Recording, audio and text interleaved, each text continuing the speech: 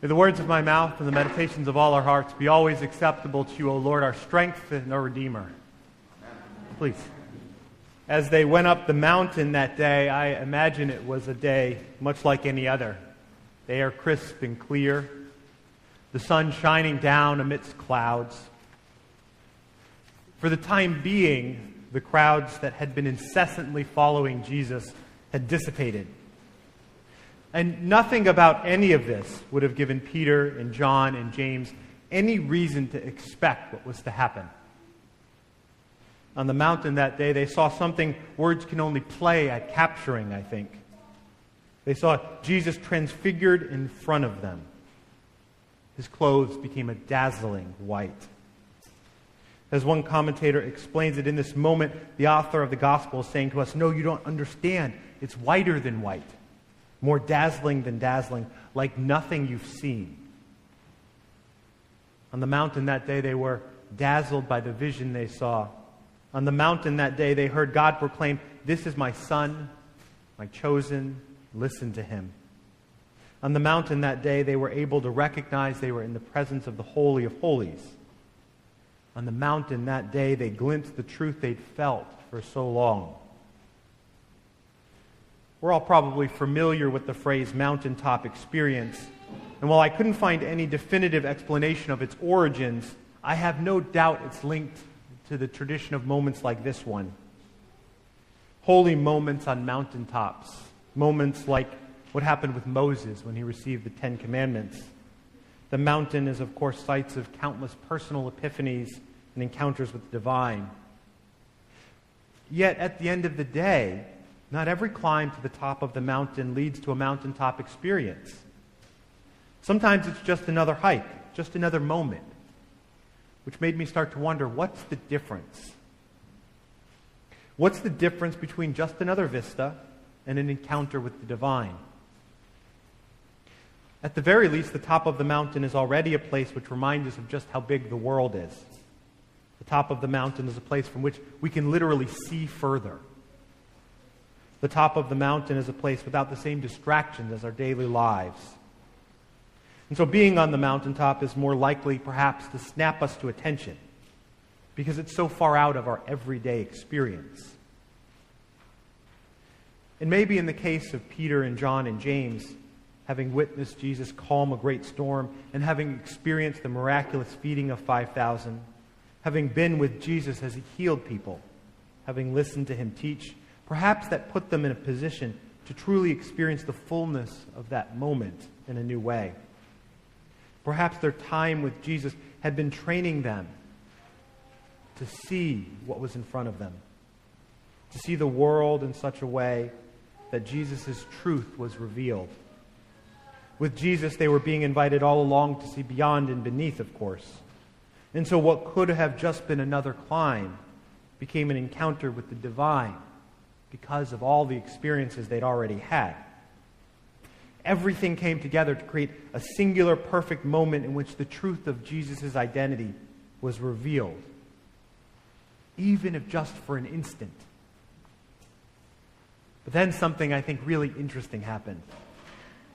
Peter started to wonder about how to capture the moment. He wanted to build booths to honor Jesus and Moses and Elijah. If he had a cell phone, I imagine he would have pulled it out to take the video of that moment, try to capture it and post it on Instagram or Facebook or whatever else to show all his friends. In the midst of special moments, there's this temptation to want to grab hold, to take that photo or linger long after the moment had passed, hoping maybe it'll just come again. Yet the irony is, I think this instinct all too often removes us from the immediacy of what had just happened. Years ago, I remember seeing a photo of President Obama giving a speech. I've mentioned this other times as well because I think it's so striking and gets to the heart of some of the story we live in the midst of now. It's a photo where President Obama's in the foreground, and behind President Obama are 9 people, kind of like Hollywood Square style behind, 3 rows of 3. Except what's different about this photo is President Obama's not in focus. It's the people behind him who are. And what you see are 8 faces with phones in front of them. And just one person actually looking at President Obama in that moment. Just one of 9 actually there seeing. The rest of them were looking at their phones, recording the moment, trying to get the picture. Which always made me wonder how, maybe being so intent on capturing the moment, did they really miss the moment? A story that's not really real when they share it? I was there and I saw President Obama. No, you saw a picture of him on a screen. All this energy being directed at recording moments for the future, I think, has a way of distorting our experience of the present. And I think that's kind of what Peter was trying to do, to capture it, to hold on to it. And yet, by their very nature, encounters with the divine are fleeting. The moment can't be forced to happen. The moment can't be forced to last. And what we can hope for, what we can hope to experience, is that that moment changes us and we leave a different person. To let that moment soak into our bones and our very selves in a new way. In the end, perhaps the deepest irony of all is that the mountaintop isn't more remarkable one day than another. It's that in some moments we are just more ready to see the depth of its beauty. And the truth about mountaintop moments, the truth about encounters with the divine, is that they're not limited to the mountaintop at all. The truth is, it's possible for us to have these kinds of epiphanies, awarenesses of who God is and who God's calling us to be anywhere. Remember what Jesus told us.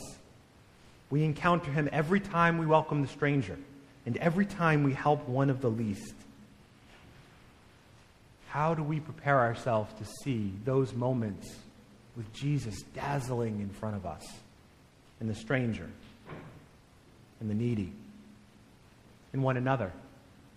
Remember, Jesus told us to come together and to break bread, that he might be known to us in that space beyond words.